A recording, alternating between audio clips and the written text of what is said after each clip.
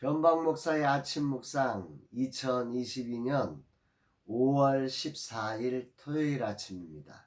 오늘은 이사야 34장 5절로 7절 말씀을 통해서 왜 이렇게 되었나 이런 제목으로 말씀 묵상의 은혜를 나누겠습니다. 오늘은 거룩한 주일을 준비하는 날이고 스콘 엑게바를 위한 40일 기도의 절반인 20일째입니다. 개발에 필요한 부분이 무엇일까? 내가 해야 할 일은 무엇일까? 적시해야 할 일들이 무엇인지를 검토하고 거기에 발맞춰 준비해 주어야 합니다. 지금 가장 시급한 것은 콘텐츠 결정과 본격적으로 이 부분을 담당할 사람들이 준비되어져야 합니다. 처음 아무것도 모른 채 출발해서 생각했던 것과는 들어가면 들어갈수록 정말 무력감을 느끼고 절망을 느낄 때가 참 많지만 시작해 하신 분이 하나님이시기에 이 일을 겸손히 기도하면서 걸어가게 됩니다. 오늘도 주님의 보여주시는 시선을 따라서 주님이 이끌어 가시는 인도하심을 따라서 주님의 속도와 방향에 맞춰서 한 걸음 한 걸음 묵묵히 믿음으로 걷는 복된 날 되기를 소망하고 있습니다. 오늘 아침은 피곤함이 심해서 이 집중력이 잘 생기지 않는 묵상을 해야 되는데 이게 잘 묵상이 되지 않아서 참 힘든 날이기도 합니다. 오늘도 그래서 더 기도합니다. 주님, 제겐 주님의 말씀의 인도하심이 꼭 필요합니다. 그렇게 기도하며 오늘도 주님 앞에 말씀 앞에 서게 됩니다. 그 말씀이 저를 이끌어 주시고 그 말씀이 힘되어서 오늘도 주의 영광 드러내는 거룩한 날이 되기를 소망해 봅니다. 본문에는 하나님께서 열국을 심판하시는 가운데 에돔을 콕 찍어서 여호와의 칼을 통해 완전한 진멸을 선언하시는 내용입니다. 5절 6절 먼저 읽어보면 여호와의 칼이 하늘에서 족하게 마셨은즉 보라 이것이 에돔 위에 내리며 진멸하시기로 한 백성 위에 내려 그를 심판할 것이라. 여호와의 칼이 피 곧 어린 양과 염소의 피에 만족하고 기름 곧 수량의 콩팥 기름으로 윤택하니 이는 여호와를 위한 희생이 보스라에 있고 큰 살육이 에돔 땅에 있음이라. 현대인의 성경으로 이 본문을 다시 한번 읽어보면 하늘에 여호와의 칼이 준비되었으니 그 칼이 그가 멸망시키기로 작정한 에돔을 쳐서 심판할 것이다. 여호와의 칼이 어린 양이나 염소를 죽일 때처럼 그들의 피와 기름으로 흠뻑 젖을 것이니 이것은 여호와께서 보스라에서 수많은 희생자를 내어 에돔 땅에서 많은 사람을 죽이실 것이기 때문이다. 이렇게 되어 있습니다. 오늘 이 5절 6절의 말씀을 쉽게 표현하면 하나님의 칼이 지금 준비되어 있다는 것이고 그 하나님의 준비된 칼이 멸망하기로 작정한 에돔을 심판하는데 그 심판으로 인해서 여호와의 칼이 흠뻑 젖게 될 거다. 그 피와 기름으로 완전히 흠뻑 젖게 될 것이라는 것입니다. 왜 그러냐? 그만큼 에돔과 그 에돔의 수도였던 보스라에 많은 사람들이 심판을 당해서 그 칼의 심판을 당해서 그 칼의 피와 기름이 아주 흠뻑 적셔질 만큼 완전한 심판이 완전한 진멸이 그곳에서 일어날 것이다. 이런 표현을 하고 있는 것입니다.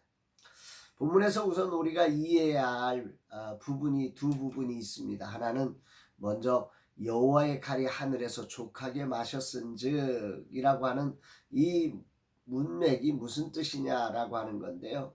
앞에서 그 앞에 1절로 4절까지에 걸쳐서 그 선지자가 들으라고 외치면서 하늘과 땅을 심판하시는 모습을 말씀하고 있는데 그 가운데 하늘의 별들이 땅에 떨어지는 심판, 막 이 땅의 모든 것들이 다 심판을 당하는 이런 모습을 통해서 이제 여호와의 칼이 그 하늘을 심판하는 일에 충분히 완성했으니 이제는 이 에돔을 심판한다. 뭐 이런 표현으로 말씀하고 있는 것입니다. 두 번째로 이는 여호와를 위한 희생이다. 에돔을 향한 심판을 여호와를 향한 희생 제사로 묘사하고 있는 부분입니다. 동물들이 그 희생제사의 제물로 이용되면서 그렇게 죽임을 당하면서 그 희생제물을 가져와서 제사드렸던 이스라엘 백성들이, 하나님의 택하신 백성들이 죄사함을 얻는 것처럼 오늘 이 에돔이 그렇게 이스라엘을 구원하는 희생제사처럼 그들이 죽어질 것임을 예언하고 있는 말씀입니다. 그들이 이스라엘을 구원하는 희생제물의 역할을 감당하고 있다, 이렇게 말씀하는 거죠.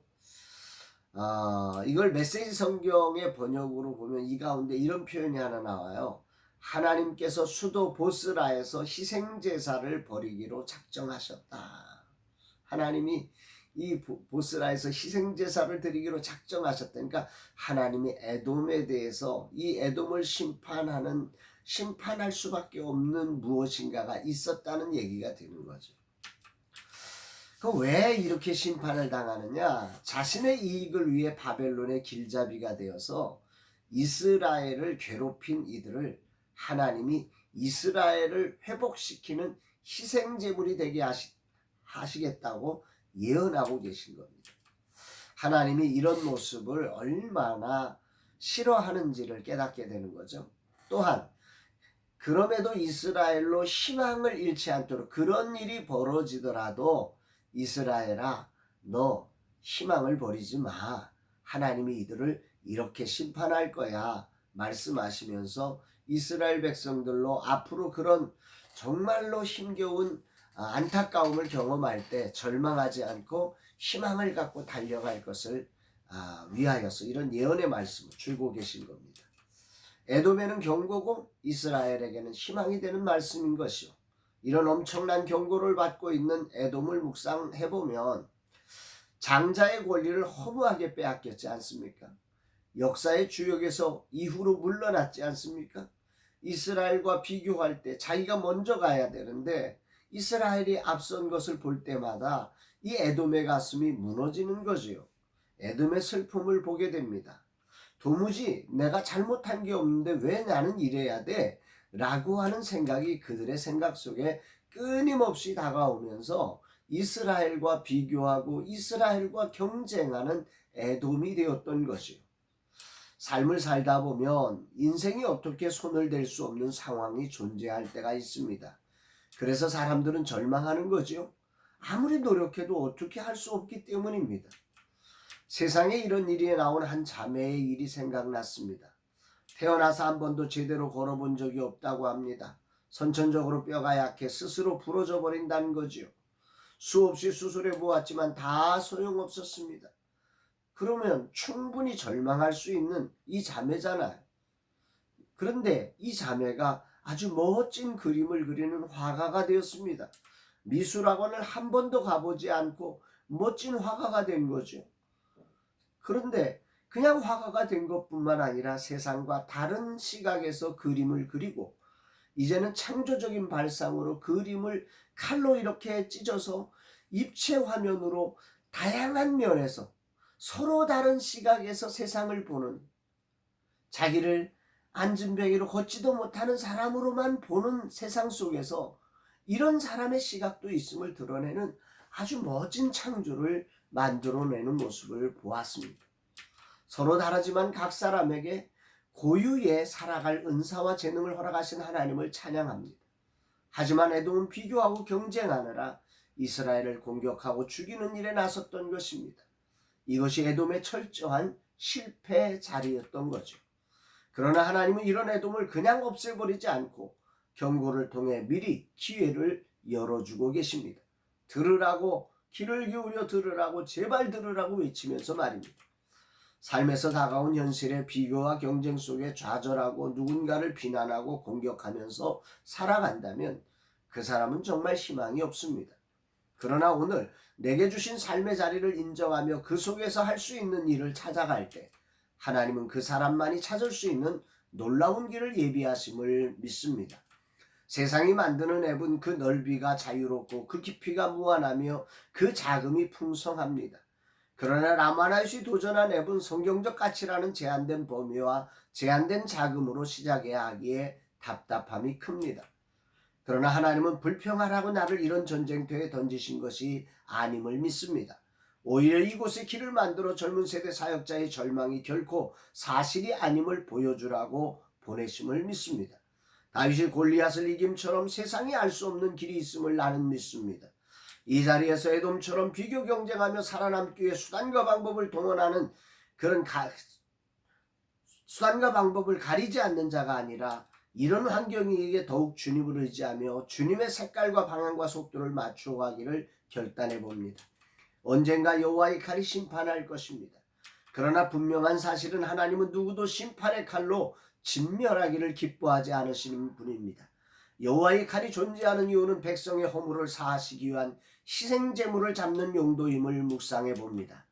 오늘이란 구체적인 삶의 자리를 원망과 불평, 누군가를 향한 미움과 시기로 시간을 허비하기보다 내가 해야 할 주님이 예비하신 길을 찾아 묵묵히 한 걸음씩 이 길을 가는 날 되기를 결단합니다. 아무것도 보이지 않습니다. 문득 바울이 초대교회를 세우는 길을 묵상해 봅니다. 길이 보일만 하면 다른 교회로 또 다른 교회로 달려가던 바울입니다. 돌아보니 나에게도 안주라는 자리를 주시지 않고 늘 새롭게 달리게 하시는 주님임을 봅니다. 이것이 내게 주신 사명임을 알고 기쁨으로 길을 찾아 오늘도 묵묵히 걷는 날이 되기를 소망합니다. 주님, 이 종이 삶의 원망과 불평과 미움과 시기를 내려놓습니다. 남들과 비교하고 경쟁하는 것을 내려놓습니다. 내게 주신 삶의 자리를 기뻐하며 묵묵히 이 길을 걷겠습니다. 주님, 인도하여 주옵소서 고백하게 됩니다. 사랑하는 여러분, 오늘 여러분은 어떠십니까? 오늘 여러분들은 여러분의 길이 여러분 생각처럼 내 길이 왜 이래? 그래서 불평과 원망과 비교와 경쟁과 그 속에서 에돔처럼 누군가를 잡아 끌어내려서 여러분의 자리를 올리고 싶은 욕망이 올라오지 않습니까? 그건 주님이 예비한 길이 아닙니다. 오늘이라는 시간 묵묵히 하나님이 내게 주신 길을 정말 기쁨으로 멋진 소망 가운데 믿음으로 걷는 저와 여러분들이 되기를 주의 이름으로 축복합니다. 사랑합니다, 여러분.